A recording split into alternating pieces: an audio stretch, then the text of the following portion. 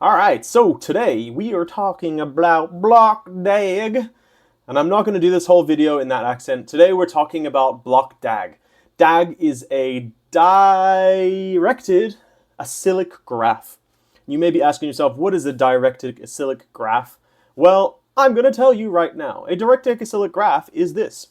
Essentially, traditional blockchains like Bitcoin, they go from block to block to block to block. Right, so each block is essentially connected to each other through the hash from the last one. And so a directed acyclic graph is very different in that it's not one block to one block to one block. Essentially, a transaction is a block, and each new block validates the past transaction block. And so many of these can happen at the same time. And the reason why this is all important is because bada bing, bada boom, it helps scaling, it helps security, it helps decentralization, question mark. Most importantly, it has super fast speed, so very low latency. And according to this one, it is now Solidity friendly. And that's what I'm going to do in this video. I'm going to show you how you can get involved in BlockDAG. I'm going to deploy a very cool little monster NFT onto their testnet, and I'm going to update it live. And the point of this video is for anyone that's interested in BlockDAG, this is how you can build, how you can deploy a meme coin, how you can deploy a whatever you want to do. I will show you this first. This is their new testnet explorer. It's awakening.bdagscan.com. And then if you want to get some tokens, it is /faucet. For that, you just enter your wallet address. The max here is actually 50. It says 200, but that doesn't work. 50 will work, and it's pretty fast. Okay, and also the other thing you should know is when you request these tokens, it will try to add this to your wallet, and you should do this because you're going to need this. You're going to need to have this in your wallet in order to interact with it. So the chain ID is 1043. Network name is BlockDAG testnet. UPC URL is RPC URL is rpc.awakening.bdagscan.com. The currency. By the way, I think this ticker is hilarious. I keep wanting to say dBag. It's actually BDAG, but I don't know if you know what a dBag is, but I think it's quite funny. All right, all that said, let's effing go. So here's my empty repo. I'm going to do everything in here. I have this right here. This is my plan. Essentially, I've kind of documented everything step by step for myself, but we're going to go through this together. And let's go. So like it says here, you do need some things like I'm doing this on Windows 11. I'm using git bash for the terminal. And when I say that, I mean this. You see how this says bash right here? That is git bash. And yes, this is VS Code. I'm using cursor, but in this example, I won't even use cursor. So VS Code should work. Node.js, MetaMask. You don't necessarily need MetaMask. You can have any sort of wallet. Let's actually just change that. Wallet with BlockDAG Awakening testnet added. I just talked about that, and an empty git repo, which is what I just showed you. Right here, empty git repo. So let's go. The first thing I want to note is when I was playing with this before, I was having issues. Like I used the newest version of Node, but for some reason that was having issues with Node not being compatible with Hardhat. And so for this tutorial, I'm actually going to use the version 22.10.0. So if I show you this in my repo here, oops, sorry, Node version. Oh my God. Already getting mistakes. No dash version. All right, let's try that again. Right here. No dash version. You can see I'm using 22.10.0. And I do recommend you do that too because, again, I had issues before. The next step is for this tutorial to make the directory called BlockDAG-NFT-demo and then go into that directory, into that folder. So I'm going to do that here. You can see it made these folders here, nothing in it yet. Next step would be to actually start doing things. So this first command is going to initiate actually I'm going to just run this and I'll tell you what it means as it's running. So copy, paste. All right, so like I said, the first step is it's going to initialize npm, and then it's going to install Hardhat. Again, I recommend using this specific version 2.19.0 just because I was having issues with conflicting dependencies, and I know this version works. It's also going to install OpenZeppelin because I'm doing an NFT, Hardhat, which is used for the deployments, ethers, which is used, I believe, for my front end. I have a very basic front end dApp that I'm going to use to show you this, and then .env, and this is just so I can keep my seed phrase in the env, and you guys cannot steal my money. The next thing is it's going to, again, make some more folders, contract, scripts, test, front end, and then it's going to start making the stuff. So this is the Hardhat configuration. This is pretty important for this tutorial because it's telling it to use this chain here, which is the BlockDAG testnet chain. This is my private key and the URL. Again, I will set those in a second. And here it is making the env. So if I go back to my local environment, let me pause. I will make a git ignore. There we go. So I have this file here, git ignore. The reason why that happened is that I installed all these packages, and since this is a repo going to GitHub, it's like, hey, you have so many files. And so that's what a git ignore does, is it hides those. And also this is why I usually do even basic coding in Cursor, because I just told it, please create a git ignore in the root. It created this git ignore, and it also like ignored all the specific files. I don't see them here. Anyways, it should have been ignoring the specific files in this. So let's continue.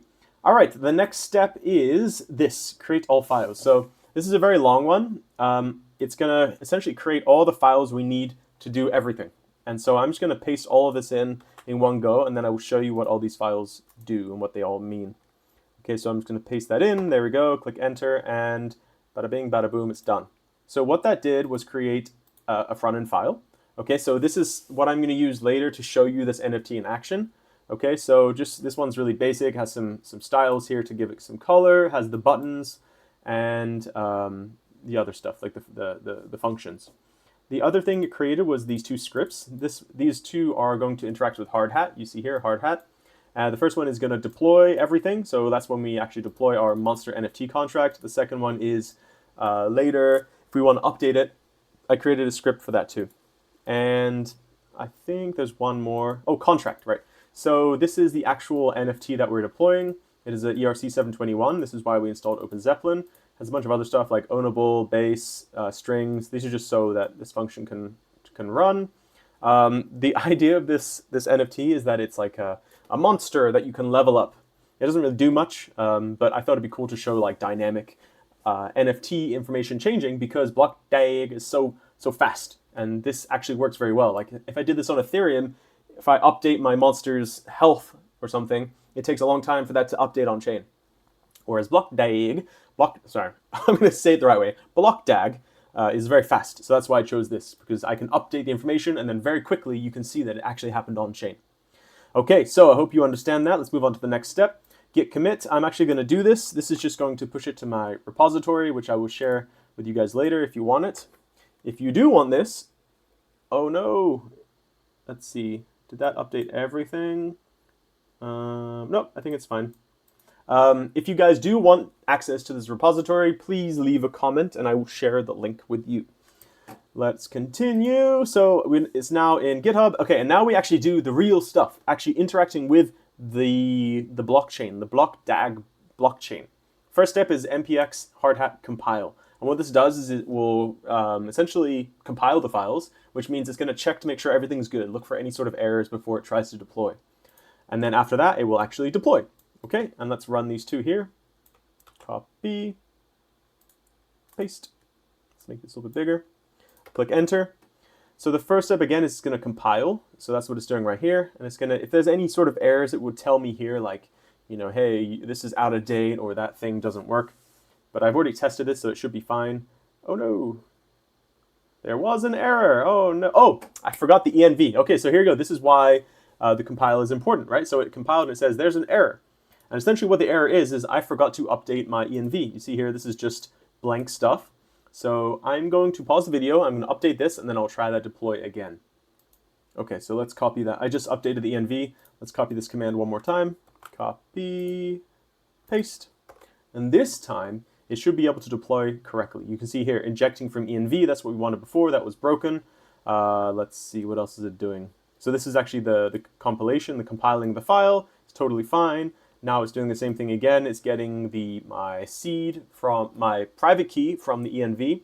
Oh, by the way, if you need to, one thing you need to do is update the env like I just said. In order to get that private key, you can get it from MetaMask. You just kind of open like, create a new wallet, get some testnet into that wallet, and then you go into the settings and say, it says private key. You copy that, drop that into the env. It should be OX12345, whatever, okay? But OX is correct. All right, and we can see it was successful. It minted an NFT with a token ID 0. Remember, in coding, it's a zero-based index, which means it starts with 0, 1, 2. So essentially, the first token is always going to be 0. And here is my contract address.